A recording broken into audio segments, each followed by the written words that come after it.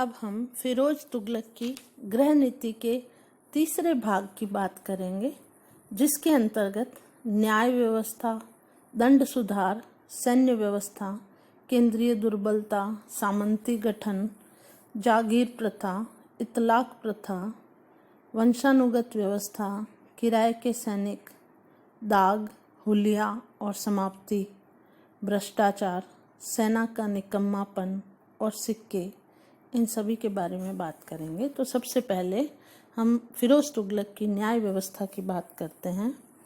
फिरोज की न्याय व्यवस्था पर भी धार्मिक कट्टरता हावी रही।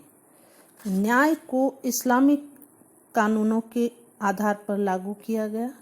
सर्वोच्च न्यायाधीश स्वयं सुल्तान था और उसके बाद राजधानी में एक मुख्य काजी हुआ करता था तथा मुख्य काजी के अधीन प्रांतों और नगरों के अनेक काजियों की नियुक्तियां की गई थी। इस्लामिक परंपरा के आधार पर मुफ्ती कानूनों की व्याख्या किया करते थे तथा काजी फैसला सुनाया करते थे। फिरोज द्वारा राज्य के लिए बनवाए गए कानूनों को जवाबित कहा जाता था। ग्रामों में प्राचीन काल की तरह पंचायतें ही न्याय कार्य करती थी और हिंदू पंचायतों का ही शरण लेते थे। अब हम बात करते हैं दंड व्यवस्था की। तो दंड सुधार जो था, फिरोज ने एक महत्वपूर्ण कार्य यह किया कि दंड के नाम पर दी जाने वाली जघन्य यातनाओं को बंद कर दिया। और फिरोज की आत्मकथा के अनुसार ये जो हाथ पैर कटाने और नाक कान कटवाने के लिए गले में पिघलता हुआ शीशा उंडेल देना, इस तरह के जो दंड थे वो सब देने बंद कर दिए गए।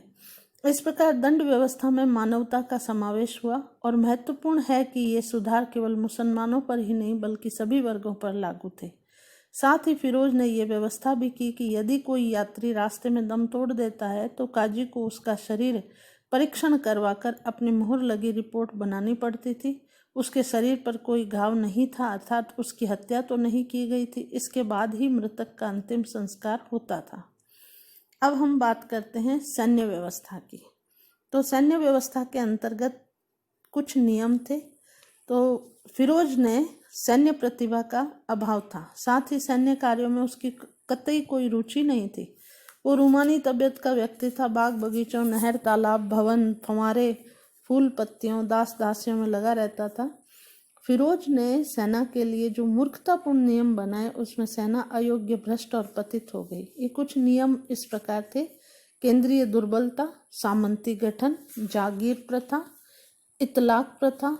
ये सब मैं आपको अभी एक एक करके बताती हूँ। तो केंद्रीय दुर्बलता में अलाउद्दीन ने केंद्र में शक्तिशाली और स्थायी सेना रखी थी तथा स्वयं सेना की भर्ती, अनुशासन, निरीक्षण पर नजर रखता था, किंतु फिरोज इन झंझटों में नहीं पड़ता था और उसने स्थायी केंद्रीय सत्ता का सिद्धांत ही खत्म कर दिया। सुल्तान के पास राजधानी में केवल 90,000 घुड़सवार थे। इससे केंद्रीय शक्ति दुर्बल हो गई। सामंती गठन में हम देखते हैं तो फिरोज ने सेना की व्यवस्था सामंतों तथा अमीरों पर छोड़ दी। विभिन्न प्रांतों के गवर्नर ही अपनी अपनी सेना का गठन करते थे और उनकी भर्ती, वेतन, पदोन्नति से संबंधित नियम बनाते थे। सैद्धांतिक रूप से यह सेना सुल्तान के अधीन होती थी, किंतु वास्तव में सैनिक अपने अपने सामंतों और अमीरों के प्रति वफादार होते थे। नमक हलाली के सिद्धांत पर चलते थे, न कि देश या सुल्तान की भक्ति की। फिर हम बात करें जागीर प्रथा की।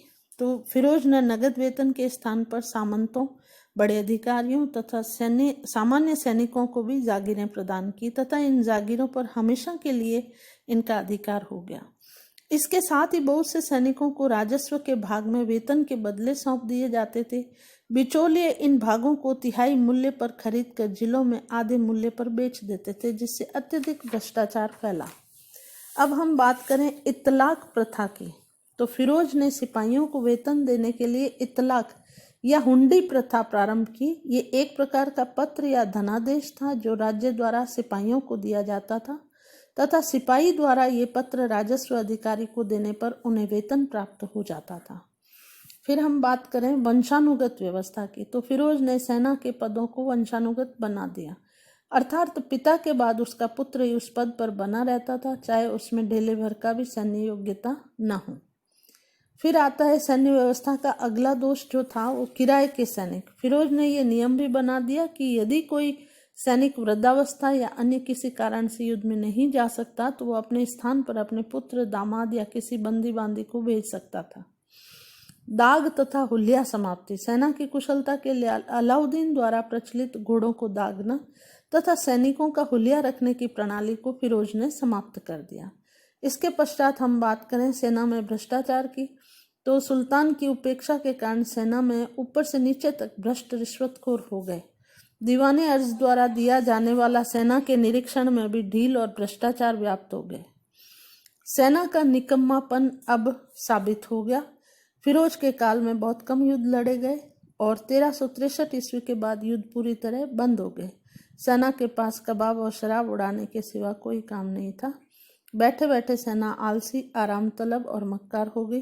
फिरोज के ये कार्य सैनिक अनुशासन को समाप्त कर दिया। अब हम बात करें सिक्कों की, तो फिरोज ने शशगनी या 6 जीतल का एक सिक्का चलाया।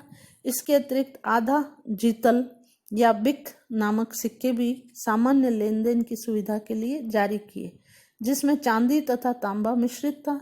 फिरोज ने कुछ सिक्कों पर अपने नाम के साथ अपने उत्तराधिकारी फतेह खां का नाम भी अंकित करवाया। फिरोज के काल में अधिकांश सिक्के मोहम्मद तुगलक के काल के ही चलते थे। फिरोज के शासन काल में सर्वव्याप्त भ्रष्टाचार, टकसालें भी अछूती नहीं थी और सिक्कों में शुद्धता का अभाव था।